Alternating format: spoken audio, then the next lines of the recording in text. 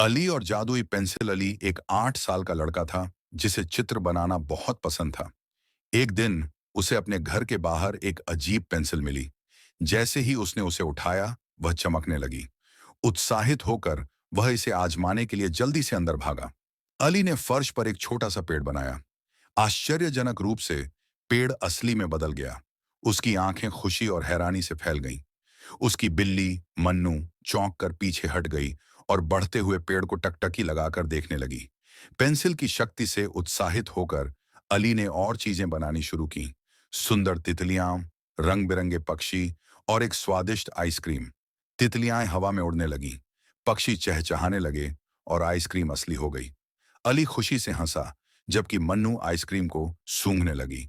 शरारती मन्नू ने चुपचाप पेंसिल उठा ली और जमीन पर एक मछली बना दी। अचानक वहां एक छोटा सा तालाब बन गया और उसमें एक असली मछली तैरने लगी। अली ताली बजाने लगा और मन्नू उत्साह से अपनी पूंछ हिलाने लगी। तभी झाड़ियों के पीछे एक चालाक लोमड़ी छिपी हुई थी, जो अली और मन्नू को देख रही थी।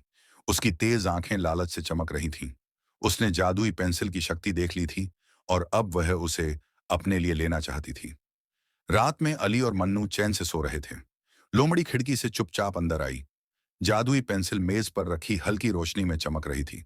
लोमड़ी ने चालाकी से मुस्कुराते हुए पेंसिल उठाई और भाग गई। सुबह जब अली जागा तो उसने देखा कि पेंसिल गायब थी। उसका दिल जोर से धड़कने लगा।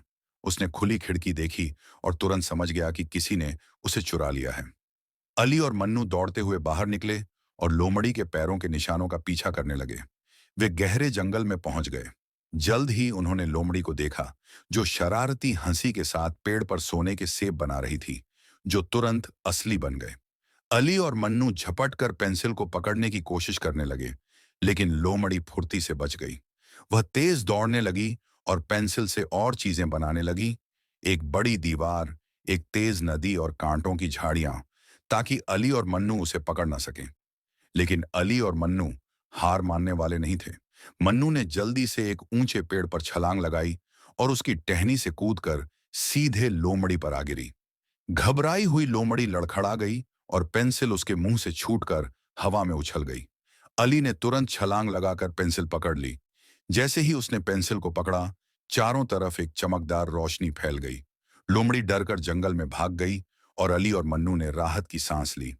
अली ने अपनी जादुई पेंसिल वापस पा ली थी। उसने एक बड़ा खूबसूरत घर बनाया और चारों ओर एक सुंदर बगीचा भी बना दिया। इस बार उसने पेंसिल को एक सुरक्षित जगह पर रख दिया, ताकि कोई इसे फिर से चुरा ना सके। अली और मन्नू खुशी खुशी अपने जादुई संसार में रहने लगे, जहां उनकी कल्पनाएं हकीकत बन जाती थीं।